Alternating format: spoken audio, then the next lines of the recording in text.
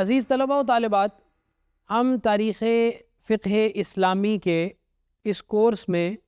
اب مراکز افتاء یعنی وہ مراکز جہاں سے فتویٰ جاری ہوتا ہے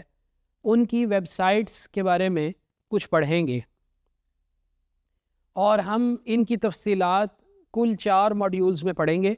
اور اس ماڈیول میں ہم عالم اسلام کے 2 اہم مراکز افتاء ان کے بارے میں پڑھیں گے۔ ہم سب سے پہلے دیکھتے ہیں کہ اسلامی ملک مصر کا مشہور دارالافتاء، جس کو دارالافتاء المصریہ کہا جاتا ہے، اس کی ویب سائٹ کا ایڈریس آپ کو اسکرین پر نظر آ رہا ہے۔ اس کے بعد ایک دوسرا اہم مرکز فتویٰ یا افتاء کا مرکز، وہ سعودی عرب کا سرکاری فتوے کا ادارہ ہے،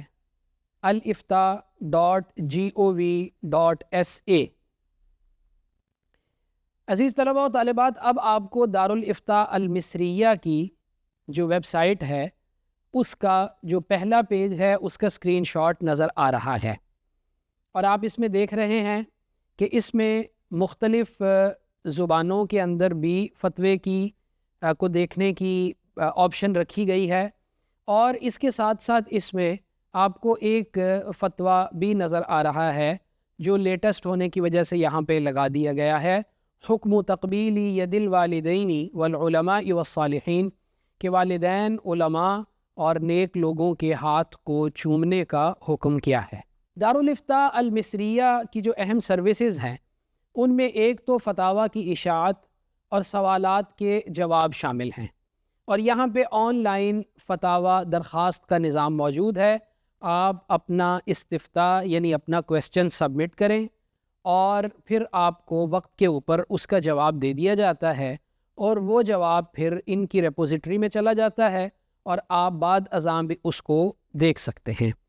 یہاں پہ فتاویٰ جو ادارے ہیں ان کو بھی دیے جاتے ہیں، جو محکمے ہیں وہ بھی اپنے جو استفتاءات ہیں اور اپنے سوالات ہیں وہ یہاں بیچ سکتے ہیں۔ اور اس کے ساتھ ساتھ دارالافتاء المصریہ نے فتوے کے پہلو بپہلو تربیت و تعلیم یعنی ای لرننگ کا بھی مرکز قائم کیا ہے، یعنی آپ گھر بیٹھے مختلف کورسز اور مختلف سوالات بھی کر سکتے ہیں، اور تعلیم اور تربیت کے مختلف جو کورسز ہیں ان کو بھی آپ آپٹ کر سکتے ہیں۔ دارالافتاء المصریہ کی سہولیات کی بات کی جائے تو ظاہری بات ہے فتاویٰ طلب کرنا آن لائن کر لیجئے، فون کر لیجئے، یا جب مختلف حضرات وہاں بیٹھے ہوں تو ان سے فتویٰ پوچھا بھی جا سکتا ہے، خود جا کے بھی۔ خاص طور پہ مواقیت نماز یعنی دنیا کے مختلف حصوں میں نماز کے اوقات کیا ہوں گے، اس کی تفصیلات آپ کو مل جائیں گی، کیونکہ تربیت و تعلیم کا بھی ایک پورٹل ہے، لہٰذا اسلامی مواد بھی آپ کو مل جائے گا۔ میڈیا اور تعلیمی اشاعتیں آپ کو اسی ویب سائٹ پہ مل جاتی ہیں، اور ساتھ ساتھ موبائل اپلیکیشن سروسز بھی مل جاتی ہیں، یعنی کچھ ایسی چیزیں جو آپ اینڈرائیڈ موبائل میں اور اپنے آئی فون کے اندر اپلیکیشنز کے ذریعے سے بھی اس دارالافتاء المصریہ سے حاصل کر سکتے ہیں اور اس کے ساتھ جڑ سکتے ہیں۔ دوسرا جو ادارہ ہے وہ الرئاسۃ العامہ للبحوث العلمیہ والافتاء ہے، عربی میں اسے یوں کہا جاتا ہے، یعنی سرکاری ادارہ برائے فتاویٰ اور اسلامی تحقیق۔ جیسا کہ شروع میں بتایا گیا تھا کہ یہ سعودی عرب میں مملکتی سطح پر شرعی رہنمائی فراہم کرنے کا ادارہ ہے۔ اسلامی تحقیقی جرائد ہیں اور مطبوعات ہیں وہ بھی یہ ادارہ وقتاً فوقتاً جاری کرتا رہتا ہے، یعنی رسالے اور کتابیں بھی یہاں سے جاری ہوتی ہیں،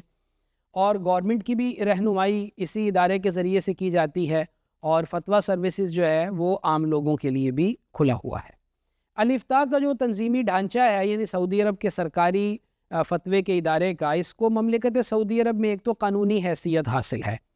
اور اس میں سینئر جو اسلامی علماء کی کمیٹی ہے وہ موجود ہے، permanent committee for scholarly research and افتاء، یعنی ایک پرماننٹ کمیٹی ہے جو ریسرچ کا بھی کام کر رہی ہے اور فتوے کا بھی کام کر رہی ہے، اور پھر اس کے مختلف جو پورشنز ہیں یا یوں کہہ لیجئے کہ مختلف حصے ہیں جن کو عربی میں شقوق کہا جاتا ہے، فتاویٰ بھی جاری ہوتے ہیں، تحقیق بھی ہوتی ہے، اور ساتھ ساتھ پھر اشاعت بھی ہوتی چلی جاتی ہے۔ جس طرح دارالافتاء المصریہ کیا اسکرین شاٹ آپ نے دیکھا تھا، ویب سائٹ کا، یہاں آپ کو اب اسکرین پر الافتاء جو سائٹ سعودی عرب کے سرکاری ادارے کی ہے اس کی جو ویب سائٹ ہے اس کا بھی اسکرین شاٹ آپ کے سامنے ہے۔ آپ دیکھ رہے ہیں الخدمات الحکومیہ، خدمات الافراد، خدمات الاعمال،